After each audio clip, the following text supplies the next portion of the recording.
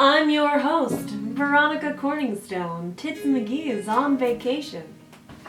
You will eat that cat poop, Ron Burgundy. Hi, I'm Ron Burgundy, reporting live from the moon. Not really, but Not the moon. we're reporting live in our bedroom. So we're kind of updating things here, as you can tell from the last YouTube video. We've kind of upgraded. That's right. Upgrade? We making that honey and that money. So we kind of upgraded a couple of new things and some. Oh look at that, we got a little monster. I've got a little mascot. Little mascot here, so we're kind of moving up, eh? Yeah. So hey, emotional story part 2. Here we go. Let's talk about the emotional second half LP of the record, and we're just gonna go into the process of what it took to make it. Our blood, sweat, and tears, because it's blood on dance floor. Come on. Anyway, yeah, our jokes are pretty Drums dry. and a cymbal roll Pretty down dry. the hill. But we're gonna answer some questions from you guys, and we're also gonna go into the story of Emotional Part 2, because this is one of two. This is 2 of 2. Dose. This is Emotional Story Part 2. Anywho, let's start off by saying, how was the writing process for you, Fallon? I think writing this was really cool. I think, when we started with Kawaii Monster, we almost had a little bit of a formula of what we wanted to do, or what we wanted to accomplish, what feeling we were trying to capture, and what nostalgia we were trying to bring back. And I feel like, going into Emotional, we were able to kind of parlay more of what we were actually going through at the time, and our writing process was a little different. It wasn't so much, hey, like all of these other old songs were inspiring us. It was what was current and what we were feeling. I feel like a lot of it was us. It was kind of like the emotional story, the conclusion of it all. And, to be open and to be quite frank on the writing process of the Haunted LP, which you can pre-order now. You can go on iTunes and Google Play and pre-order the deluxe edition. The Ocean and the Moon acoustically is up on there now, so you can actually check that track out. We haven't really released it yet, so it's up on the deluxe edition when you pre-order the record. It was nice, it was cool to work with somebody who was actually my partner, who's somebody who actually was helpful, insightful, and really the creativity that flowed between us was great. That actually helped me write some of the parts, and for me to write everything out acoustically, like I did in the room by myself. But you really came in and you really put a lot of yourself, and you showed me what it's like to have a real partner. It almost reminded me of the earlier days of Blood on Dancer, when it was a team effort, and you can't have dream work without teamwork. So it was really rad to actually really appreciate the fact that you really cared about the music, really cared about what I was writing, and to be the leader of this project, but to also have a wonderful partner, a wonderful other half. I can't thank you enough for actually giving a fuck in the writing process, and to actually be there instead of just leaving me in solitude, or to write myself. Because before, I felt like I would just write in my own little thing, and then we would collaborate every now and then. It felt really competitive. It felt really like ice and fire. Like I'll never be a team with this individual, but it's like with you, holy fuck, man. It's almost like I am the ocean and you are the moon, and we're constantly being drawn to each other, and it's such wonderful synergy. And I'm not here to downgrade anybody in my past or who I work with or anything like that. But as an artist, as you grow, as you hone in your skills, you start really appreciating what a true teamwork is. And it's almost like a fire. You have somebody who's throwing logs in that fire. And when you throw logs, you throw wood in that fire, right? And a little squirt of gasoline in there. This shit, it's fucking intense, and it's lit. and that was kind of the vibe that I really gathered in creating this ending. to this record, it wasn't just me. And there was parts where like, you know, lyrically, like, this is where I fit in, this is where, you know, my vocals, you know, marinated really well with the beat. But then she sprinkled like the sprinkles on top of this dessert, you know, dinner's ready. And and it blew my fucking mind of the synergy and the creativity of us together. So I just think that's what makes it so great. I mean, you know, not only do we work together, but we are an actual couple, and we do have, you know, our personal lives that we don't get into too much, but it's great to see the evolution of a group from a business standpoint, from a partnership standpoint, from a true relationship standpoint, and I think it's nice that we're able to work together. But how that way. exciting is it It's to work super with cool. someone that isn't like somebody that you have to pay? You know, it's not like somebody who's sitting there like with their hand out or anything. It's not about that. It's not about that. It's really about the music and like, okay, I get it. We're dating. We're a thing, right? We're a thing. And some people on the internet or outside might be like, okay, that's the thing. Like, clearly, you know, they're just doing it because they, you know, they're together. And it's completely not that. But it's totally separate in that aspect. But which is cool. here's the cool thing about it. It's like I'm genuinely excited to work with you. It's actually a fun fucking adventure. I feel like we're Jake and Finn. You know what I'm saying? Adventure time. And it's so radical to work with somebody who's so magical. And you know, I'm just really blessed. Like that's it. I just want to say I'm blessed. I have a wonderful friend and partner in this, and it's just so cool because, like, you know, other past people that I've worked with, it's never felt like this. I never really got so excited to write a song or new material. You do, it like comes out of nowhere and you're like, oh my gosh! Hey, I got Work this. it out! But you're so supportive. You're so supportive of my madness. And you know, as the main creator of Blood on the Dance Floor, you know, I wrote all the concepts for All the Rage and Evolution and Anthem of the Outcast and all these really awesome past music events that I've done. That's another thing. A lot of people wonder, like, how do I feel about that? And I love everything that I've created. Like, everything that I've done up to this point have been my achievements, my badges. You know what I'm saying? Like Boy Scout. Like, this is how far I've ascended through all this. And I mean, you know, with 3 million records sold, 3 times on the Billboard charts, we headlined Warped Tour once in 2012. I think that's pretty damn good of what we've accomplished as a band. We couldn't have done it without you, our fucking people, our soldiers, our fucking army of glamour and fucking extravagance and magnificence. So thank you very much to everyone who has supported our music throughout the years and continue to support this, because without you, I wouldn't be out here filming this and stuff like that. So thank you! I had to get that out of me.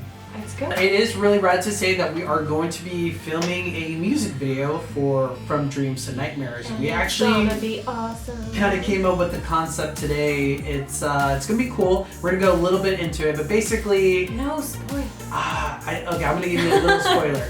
Let's just say that it's about somebody growing up who envisions their dreams, but you know, it's very to the point. I think a lot of people are gonna relate to this song. I think everyone has been there at this moment, and we're just really making it to where it hits you in an emotional way, and that people can learn from this and to grow from it and to evolve from it, and almost like take it as like, okay, this is what I shouldn't do. Or, you know, before you think this is your dream, just really think about it. Where this video came from is, you ever have those nightmares where you wake up and you're like, holy fuck. Mind blown. But it's like a subconsciously, it has a message to you, it has a meaning to it. It's more than just a dream. It's like a message, a positive message. It's almost like this nightmare is foreshadowing. It's like a fable, you know? It's You a read them as fable. a kid, that it's got a point. Okay, so these dreams are fables. And it was really rad. I had this dream, and the dream was, okay, so I'm dreaming, right? And it was a really crazy dream. So I'm this rock star, you know, all right? Like, I'm loaded, I got all these things, I got all this craziness is happening to me. And all of a sudden, I see my sister and my family, and we're all hanging out. You know, it's a casual thing. And my sister throws like these snakes at me, right? Like she just throws these snakes at me. And I'm like, ah! I'm like fucking freaking out. And she's like, ha ha ha, you got fucking punked. And I'm just sitting there like, god damn, all right? But here's where it gets fucking crazy. So I turn around, I see like a copperhead, right? Scary triangle, little things of doom. All right, and it bites my sister, like the fangs sink into my sister. And I told myself, I was like, I told you, like, don't play ball in the house. This is why mom said don't play ball in the house. But in reality, like, she just got bit by a snake, and I rushed her to the ambulance, but I woke up. I woke. And from this dream, I like panicked, and I told Fallon, right? I grabbed Fallon, I'm like, dude, this is a fucking message. It's a sign. It's a fucking message. And then I realized, here's the up part. I realized that the past decade of me making music, of me just being so driven, and it's not a bad thing, right? But I've really neglected time with my family. Like I really neglected those moments to spend with my grandma, who I lost last year, the moments to build my bond with my sister better. And then it's almost like the weight of my regret, the lyric from Emotional. I had this weight of regret that I felt like I neglected a part of my family, and that I didn't, I took that time for granted. And you know, it just fucking blew my mind, and I just sat back there and I was I was thankful. I was grateful that I had this dream to realize. But some of us, you know, you don't understand. Like, some of us will get caught up in this lifestyle. Like, you're making $50,000 a month, or you're making $10,000, $20,000 a month, and you get so caught up, man. You're like, you're sitting there trying to please people that aren't really your friends. You know, you're buying lavish things, like you're just getting fucked up all the time, and you don't realize these things. You don't realize the fact that, like, you could go to Florida and spend time with your family, your mom or your dad or your sister, and I realized, like, oh my god, I am so out of touch with my sister. I haven't spent the last 10 years, like, take it, I've seen her when we played Warped Tour, and she was so proud of me, and she's always been supportive of me. She's always been, you know, like, you know, I hope you're having fun, and she's always been so happy to see me progress. But man, like, I really, when I say that lyric and Emotional, the weight of my regrets, that plays back in my head like an old projector. It's home, like, it's crazy with entertainment, because we're giving so much of ourselves all the time because we want to share with other people, that it does become kind of lonely for us, you know, because we do miss out on a lot. We get lonely, and we make foolish decisions, and we're self-destructive to who we are. And it's like, you know, I never had that guidance, and I'm so grateful to have you, because I feel like you really shaped me. You really guided me. You were the lighthouse, guided me away from misery. Lyrics, Emotion in the Moon from the new record. But it's just really rad because, you know, like, it was just realizations. And, you know, sometimes we have these dreams that have these hidden messages that are such a blessing. And I really hope that if you have dreams, if you're dreaming some crazy shit, don't necessarily think of it as a nightmare that's creating this paralysis upon you. Think of it as like a lesson. Something that subconsciously in the back of your mind. And what's weird is a lot of the points of these dreams were things that she was telling me, not directed towards me, but she was just talking about it. And it somehow connected spiritually inside of me in this dream that I was like, holy fuck. This is, wake up. Wake up.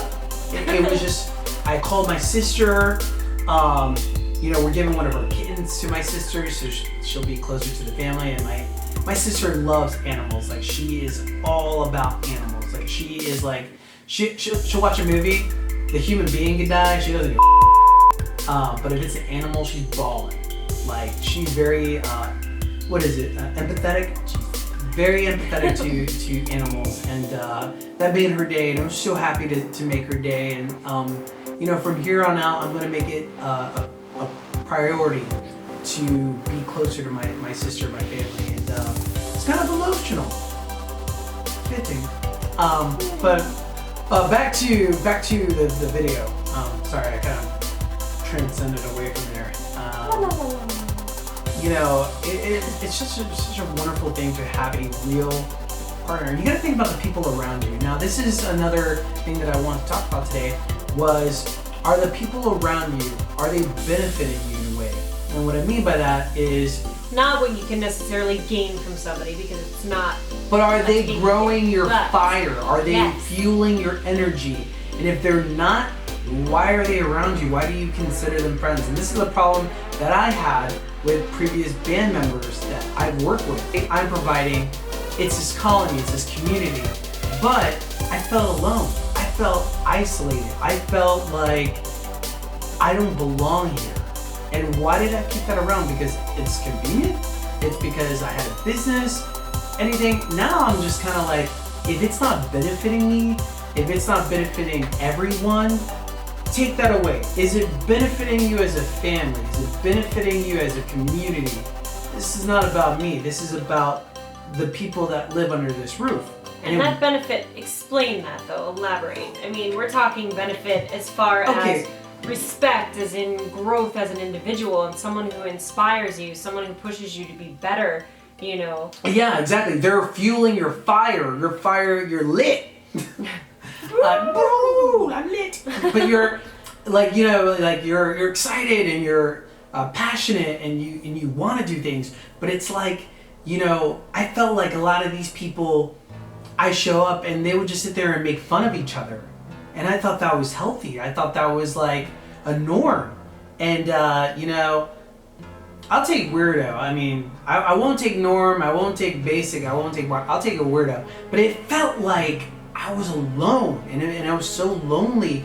And, you know, I like look back and I'm like, why did I put myself through 3 to 6 years of that mental abuse? Why did I sit there and accepted that? Just because, you know, maybe these people were working with me, or, you know, we were a unit. Like, I just felt so alone. So I made a promise to myself too. Again, I made another promise where if I'm in a situation where like it's not a team, if it's not benefiting me and that individual and we're not happy, I'm not gonna be in it. I'm not gonna sit there and because the worst thing you could do as a human being is be a prisoner but not even know that you're a prisoner. Now that's like third eye opening. Like, that's the worst thing in your life that you can do. It's crazy, like how many people sit back and are genuinely miserable with their life. You know, we were watching a video the other day too, talking about how people are like punching this time clock to pay for things that they don't even get to enjoy or be a part of, or, you know, what's the cost? So if you're going to be involved with people in your life, those people should be close to you. They should be inspiring. Like, you shouldn't be missing out on Are things. you a slave to the wage, or are you a weekender? And what I mean by that is, are you one that punched your time clock in just to drive that car, just to have the house, just to live this lifestyle? But what's the real cost of that? Are you a weekender? Are you those?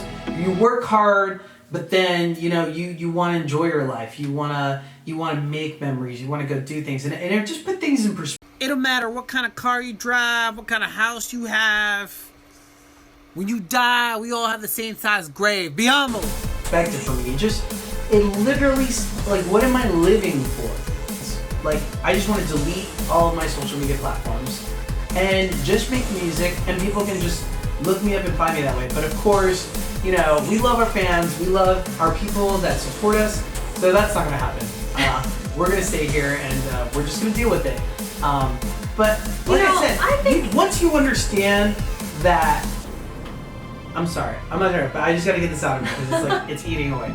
But once you understand the objective of these cool internet trolls or haters or people like that, whatever, once you understand their motive, that they're not doing any better. You know, they're clearly not happy with their lives, so they're taking it out on other people online. Well, anyone who can take the time and effort to do anything so negative against another person clearly has their own demons that they're facing. And you know, a lot of people ask us about advice. Or That's saying why they're we being wish you bullied, well. Or we don't. That's why we wish you well. We don't deal with we negativity. don't even interact It's with not. it. We don't even It's not fuck with worth it. Like, I don't even give it my attention. I know I can sit there and post other people and call them out and do all that. But that's such a waste of energy, such a waste of time. I just don't even give it attention. And that's the best thing that we can do that because No, when and you I think sometimes don't it takes a little bit to learn give that them once you realize it. attention. When you don't give them attention, they have no power over you. Stress less, care less. Stress is caused by Giving a fuck. develop an inability to not care about someone's opinion of you. By you giving a fuck, you're allowing that person to have power over you.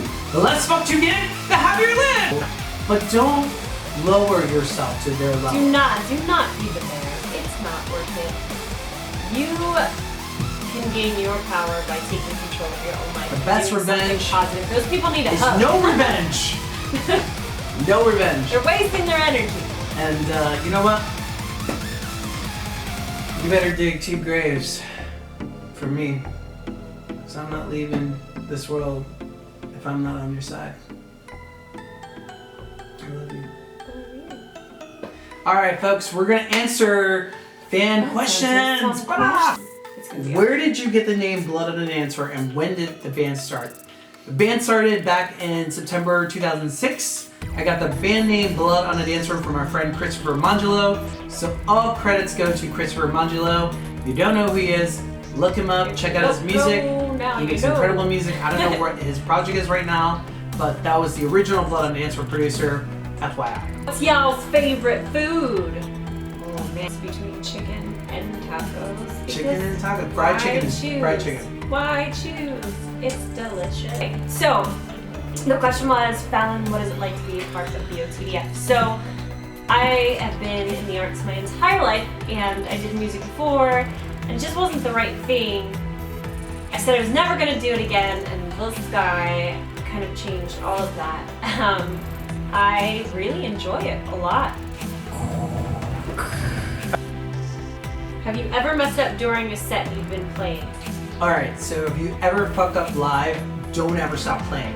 I've gotta done this. keep on keeping on. I've literally, I had a show where like our laptop malfunctioned, and thank God I had a live band. But I always told my live band at rehearsals, whatever you do, don't fucking stop. Like you just rock and fucking roll. I think if you stop, it just fucks up the whole spirit and the vibe. So whatever you do, bitch, don't kill that vibe.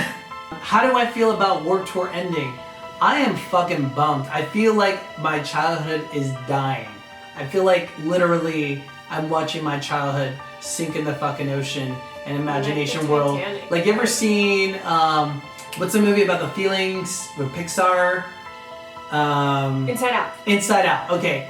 So when Inside Out, when like that imaginary friend disappears, Oh, spoiler he's so alert, cute. I'm so sorry. Oh, you just ruined Okay, it for everyone. whatever. Okay. By if you haven't seen this movie by then, you'll never watch it probably.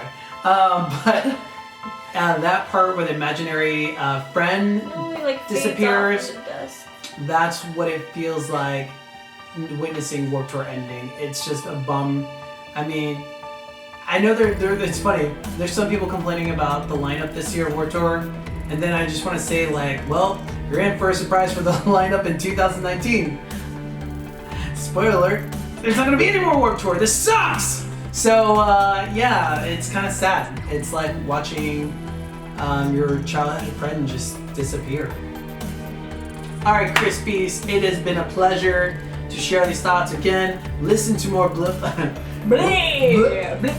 to more Blood on the Dance Floor. Don't give a shit. We are the shit. And you know what? Don't let anybody rain on your parade. You fucking glow, girl. We love you! Good night! Thank you, Cleveland. Good night. I'm Ron. Good